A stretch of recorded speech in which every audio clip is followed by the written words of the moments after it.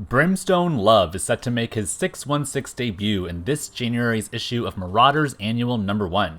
This is the first annual issue for the series, and it's also set to act as like a soft rebooting of sorts as the Marauders score a brand new team lineup consisting of Captain Kate Pride, Bishop, Psylocke, Deken, Aurora, Somnus, and my girl Tempo. The solicit for this issue indicates that the Marauders will discover that Brimstone Love's Theater of Pain has taken up residency in the backyard of ye old Xavier School for Gifted Youngsters. The Marauders' edict is all about rescuing mutants from perilous positions, so I imagine there are going to be some hostages being held against their will in the theater, and it will be up to Kate's crew to curtain call Brimstone Love and free his captive audience before it's too late. So, who is Brimstone Love and what is the Theater of Pain? Brimstone Love was a villain from the X-Men 2099 world where he was like one of the big bads of the series. There were a few other notable villains in the X-Men 2099 world, like the Free Radicals and Glitter Spike and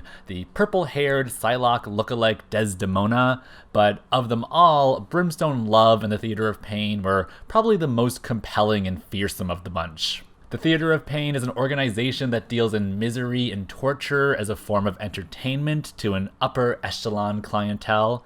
It's basically like if Mojo World met Hellraiser. The people they capture are held against their wills, and the theater prides itself on the sadistic artistry that its members can dole out both physically and emotionally in terms of torture. Brimstone had some notable members from the 2099 world who belonged to this crazy theater troupe. One of the most popular ones was La Lunatica, whose power was to bring out the suffering of others. It made her perfect as one of the theater's artists, but she was there against her own will and never really wanted to do it, so eventually she escaped and she joined up as a member of the X-Men. Then, in a very surprising move, the X-Men's founder himself, Jean, actually accepted an offer from Brimstone to join the theater.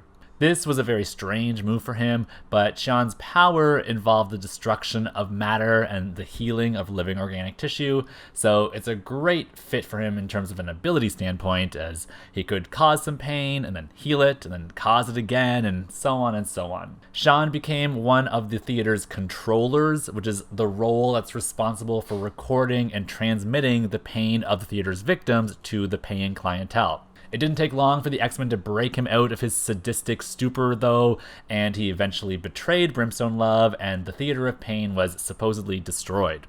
Now, Brimstone Love was the leader of the theater, and he's described as being the most powerful and gruesome of all its members. He had one of the best through lines of the 2099 series, in my opinion, and he really gave the X-Men a run for their money when it came time to fight because he was just really powerful. Of course, he was like super strong and super durable, but he also had like some form of pyrokinesis or something. He said that his power was derived from the core of the earth itself, so I think he could like control lava and fire, similar to how Pyro and Magma's power sets both do that. I think his abilities extend far beyond just those though, because he was shown to also be able to teleport and shapeshift, so really he was built up to be one of those villains who could do just about anything. And I mean, his look alone was just so intimidating. He reminds me of Tim Curry's character from the 80s movie Legend, you know, like the devil with the giant horns. And he behaves in a similar manner. Not in that he's like seeking love from an unrequiting female, but in that he wants to cover the world with his painful darkness. But if Brimstone and his Theater of Pain really are meant to be allegories to like the Hellraiser Cenobites, then Brimstone Love is most certainly the pinhead of this troupe because no one enjoyed the sweet ecstasy of suffering more than he did.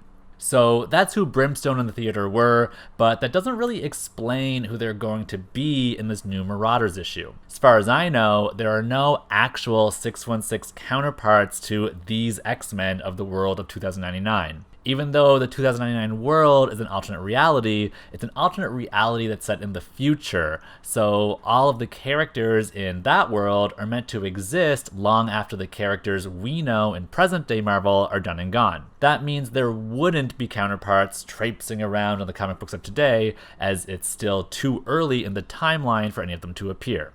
That said, we have seen the X-Men of this future prance around a couple of times in some modern day comic books. There was a brief interaction with them in the X-Men 92 series when Cyclops and Jean were accidentally sent to their world and became part of their movement. X-Men 92 was another book that was set in an alternate reality, so that doesn't really count as the X-Men of 2099 interacting with the 616 world. Then another instance was in X-Men Blue, when the original 5 were trying to get back to the past.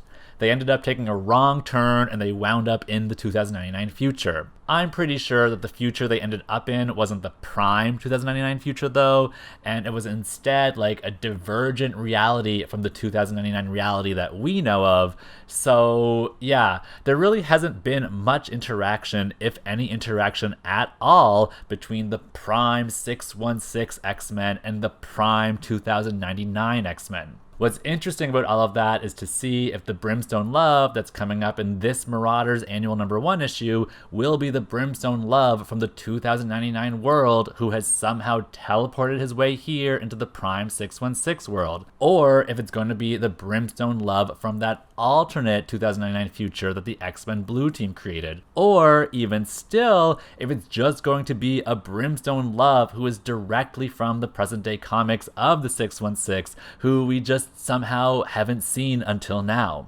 I'm kind of hoping that it's going to be the Brimstone from the 2099 world that I know and fear, only because there's already been like a great deal of character work done for him there, so it would be great to have him marching around as a new threat for the Marauders to have to contend with. So that's the scoop on Brimstone Love in the Theater of Pain. I know he's kind of an obscure character unless you were really into all the comics of the 90s, but I'm really looking forward to seeing what they do with him in the modern day books. Let me know what you think about good old Brimstone, and if you have any theories about what this version of him might be. I always love to hear what everyone else thinks about these things. If you liked this video, please feel free to look around my channel for others like it. I do reviews of old issues and spotlights on lesser known characters, so there's always something different to see. I want to thank you for stopping by and sharing your time with me today, and please be sure to come back again soon for more Great X-Mentations.